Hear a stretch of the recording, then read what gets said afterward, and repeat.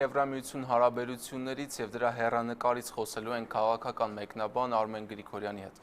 Ողջույն Արմեն, շնորհակալ եմ գալու համար։ Նախ արդյոք անակնկալ էր ձեզ համար, որպես Transparency International-ի կողմից ընտրական գործընթացում բավականին ակտիվ ներգրավված անձ, դեսպան Սվիտալսկի այդ հայտարարությունները, արդյոք դեսպանի մակարդակով նման հայտարարություն տեսնելը սպասելի էր ձեզ համար։ Մի քիչ դժվար ասել սպասելի կամ սպասելի չնելը, բայց այն որ հայտարարությունը շատ կոշտ էր եւ մեծ շոկ առաջացրեց իշխանության մոտ, դա ակնհայտ է եւ այստեղ կարծում եմ, որ դեսպանի մակարդակով նման հայտարարությանը իշխանությանը չէին սպասում, չնայած հաճախ պահանջ է լինում նաեւ դեսպաններից եւ միջազգային հանրությունից, որ ավելի կոշտ գնահատական լինի ընտրական գործընթացներին, որովհետեւ գիտեք, որ հաճախ Հայաստանում վստահություն ցածր է նաեւ միջազգային հանրության հանդեպ, որովհետեւ օրինակ մեկ քայլ առաջ կամ ավելի դիվանագիտական հայտարարությունները հասարակության հանդեպ մեծ բան են առաջ, բացասական վերաբերմունք են առաջացնում։ Այս հայտարարությունը որոշակի չափով իրականություն է, այն ինչ պարոն դեսպանը ասել է, որովհետեւ ձև չի հակասում իրականությանը եւ դա է պատճառը, որ իշխանության արձագանքը չի եղել ցույց տալու, որ դեսպանի ասածը չի համապատասխանում օրինակ իրականությանը։ Միակ պատասխանը եղել է այն, որ Հայաստանի ներքին գործերին է միջամտում, բայց բոլորս էլ գիտենք, որ Հայաստանի ներքին գործերը դեսպանի հայտարարությունով չէ, որ միջամտում են, ավելի ուրիշ տեղերից կա այդ վտանգը եկող, երբ որ 2013-ին մեկ գիշերվա ընթացքում մաքսային միություն մտնելու որոշում էին կայացնում, այդ նույն հանրապետական ավելի շուտ մեկ մարդ կայացնում էր, այդ ամբողջ հանրապետական արդարացնում էր, այդտեղ ավելի շատ միջամտություն կար ներքին գործերին, քան Ինչեւ այդ հարցին հասնելը եւ Հայաստան-ԵՄ հարաբերությունների հեռանկարին հասնելը ինչ է կարծում Ինչու հիմա Եվրամիության կողմից նման հայտարարություն եղավ։ Վստահաբար դա անձնական որոշում չի կարող լինել, խոսքը այսինքն մի ամբողջ Եվրամիության ներկայացուցիչի հայտարարության մասին է, բնականաբար սա պետք է ընկալել հենց այդ կառույցի որպես հայտարարություն։ Միանշանակ կառույցի դիրքորոշումը եւ Եվրամիության դիրքորոշումն է ընտրական գործընթացների վերաբերյալ Սվիտալսկին միանշանակ իր անձնական կարծիքը չի արտահայտել, բայց ես կարծում եմ երկու կարևոր հանգամանք է այստեղ դեր կատարել։ Նախ Եվրախորհրդի կողմից կազմակերպված միջոցառումը հենց ընտրությունների վերաբերյալ էր, որտեղ քաղաքացիական հասարակությունը իր գնահատականներ տալիս եւ նաեւ առիթ կար Եվրամիության կողմից իր գնահատականներ տալու, որտեղ Եվրամիություն ներգրաված է եղել Եվրախորհրդի այդ ծրագրին, որի շրջանակներում էր կոնֆերանսը կազմակերպել են։ Նաեւ հարցը առաջանում թե ինչու երկար ժամանակ, ապրիլի 2-ից հետո հասնում է հունիսի կեսերը նոր այդ հայտարարությունը լինում։ Բայց հիշեցնենք, որ եղել էր հայտարարություն Եվրամիության կողմից, որ չնայած հավաստի տեղեկություններին կաշառքի ճնշումների մասին ժողովրդի կամքը արտահայտվել է։ Դա ընտրություններից հետո առաջին արձագանքն է եղել, բայց համապարփակ արձագանք, երբ որ բոլոր հարցերին անդրադառնան, եղել է առաջին անգամ եւ կարծում եմ, որ հաշվի առնելով Եվրամիության բյուրոկրատիան ժամանակ է պետք եղել, որ քննարկվի այդ հարցը, համոզված եմ, որ հարցը անձամբ քննարկվել է Մոգերինիի հետ եւ որոշում է կայացվել, այսպես ասած, փուլեր անցնելով, այդ պատճառով եղել է հայտարարություն այժմ։ Եվ հեռանկարների անդրադառնանք, ինչպես նշեցիք, եղավ իշխող հանրապետականից բավականին սուր արձագանք, որ մեր ներքին գործերին մի խառնվեք եւ միայն կարող եք խորհուրդներ տալ, որ գումար տրամադրում եք, ճիշտ է 7 միլիոն եվրո էր Եվրամիություն ներդրել ընտրական գործընթացում, շնորհակալություն հայտնեցին հանրապետականից այդ գումարի համար, միևնույն ժամանակ նշելով, որ մեր գործերին պետք չի խառնվել։ Այսօր Եվրամիության դեսպանը քիչ առաջ հայտարարեց, որ հարաբերությունների վատթարացման պատճառ չի տեսնում։ Դուք տեսնում եք նման պատճառ։ Կարծում եմ հարաբերությունների վատթարացման հիմքեր չկան։ Իրականում Հայաստանը մի հատ այսպեսի կարելի ասել ունիկալ իրավիճակում է, եւ որն է կայանում այդ ունիկալ իրավիճակը, որ Եվրամիություն եւ Արևմուտքը ընդհանրապես հասկանում են, որ եթե Հայաստանի հետ չաշխատեն հարաբերությունները վատթարացնեն, Հայաստանի համար այլ ընտրանքը Ռուսաստանն է։ Այս հենց այս հանգամանքն է պատճառը, որ նույնիսկ 2013 թվականի սեպտեմբերին Սերժ Սարգսյանի այսպես ասած շրջադարձային որոշումը միանալ մաքսային միությանը մեծ հաշվով որոշակի դիրքորոշումներ փոխել է, հետաքրքրությունը փոխվել է Հայաստանի նկատմամբ, բայց Եվրամիությունը նորից հետ է եկել սեղանին նստել է եւ բանակցությունները շարունակում է եւ այսօր նորից պատրաստում են նոր համաձայնագիր կնքելու։ Այսինքն Եվրամիությունը իր հերթին հասկանում է, որ Հայաստանը, երբ որ իրենք Հայաստանի իշխանության հետ չեն աշխատում, ապա Հայաստանի ալտերնատիվը, այլընտրանքը դա Ռուսաստանի ավելի խորը մխրճվելն այդ մաքսային միության մեջ է։ Դե այսօր դեսպանը նաև ասաց, որ Հայաստանում շատ լավ գիտեն, թե որտեղից է գալիս ինքնիշխանության վտանգը։ Միանշանակ բոլորն էլ գիտեն ու ես կարծում եմ, որ Հայաստանի երևի նորանկախ պատմության մեջ ամենամեծ մարտահրավերը ինքնիշխանության դա եղել է մեկ գիշերվա ընթացքում մաքսային միությանը միանալու որոշումը, որը եւ երբ որ այդ հայտարարությունը ամեն ինչը մենք տեսնում էինք, ավելի շատ հնազանդ մարդու որոշում է, որը գնացել է Մոսկվա եւ իր հնազանդությունն է հայտնել մի ամբողջ 2 տարի ու կես բանակցություններ է վարել, ամբողջ պետական համակարգը լծված է եղել այդ բանակցությունների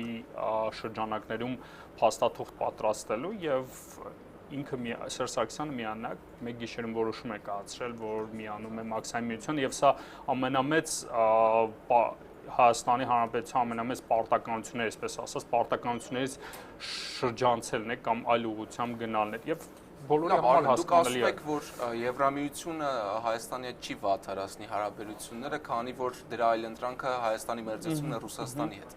Իսկ Հայաստանի կողմից հաշվի առնելով Եվրամիության այսպես ասած խիստ դիրքորոշում ընտրությունների վերաբերյալ հնարավոր է հայկական կողմից հարաբերությունների ավելի այսպես ասած վատթարացում կամ գոնե մակարդակի իջեցում։ Չեմ կարծում այդպեսի քայլ լինի, որովհետև Հայաստանում ընդհանրապես իշխանությունը շատ ծանր վիճակում է եւ այսօր իշխանությունը մեծ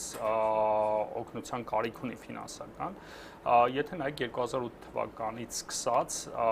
օրինակ շատ է խոսում, որ Սերժ Սարգսյանի իշխանությունը գոյատևում է Ռուսաստանի աջակցության շնորհիվ, բայց Հայաստանի պետական պարտքը, որը հասել է 6 միլիարդից ավել, հա, եթե ճիշտ եմ հիշում, հա, դա հիմնական հասել է արևմուտքից տրամադրված պարտքերի շնորհիվ եւ այս պարտքերը, որը անհրաժեշտ է պետական ապարատը նաեւ պահելու համար, որտեղ պարտքերի մեծ մասը հենց պետական ապարատն են որոշակի չափով աշխատեցնում, հա, օգտագործում են հենց այդ նպատակով։ Այստեղ Հայաստանը մեծ կարիք ունի Եվրամիության եւ Եվրամիության աջակցության եւ չեմ կարծում, որ իրենք ինչ որ խիստ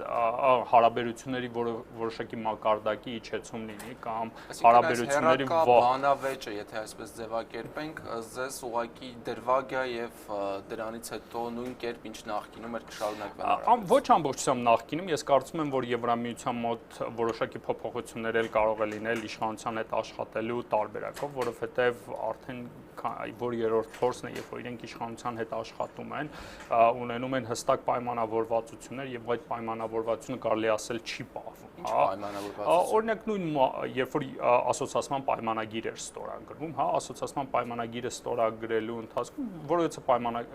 պայմանավորվածություն չի պահել։ Նույն ընտրական գործընթացում, երբ որ Եվրամիությունը աջակցություն էր ցույց տալիս, նաեւ ակնկալում էր, որ ընտրությունները որոշակի չափով թափանցիկ եւ արդար կլինեն, բայց օրինակ SAS-ի դեպքերի մասին, SAS սուպերմարկետների ցանցի դեպքերի մասին եւ ուսուցիչների ձայնագրությունների վերաբերյալ, որը հրապարակել է տեղական ՀԿ-ներից մեկը, ցույց են տալիս, որ ընտրություններում իշխանությունը կարող է ընտրատեղամասերում մեծ չափով, մեծ ծավալով այլևս չի կատարում ընտրախախտումներ, որտեղ վերահսկողությունը այդ մասում ուժեղացել է, անցնում է ուրիշ ոլորտներում ավելի շատ բռնաճնշումներ կիրառում, նույն ասենք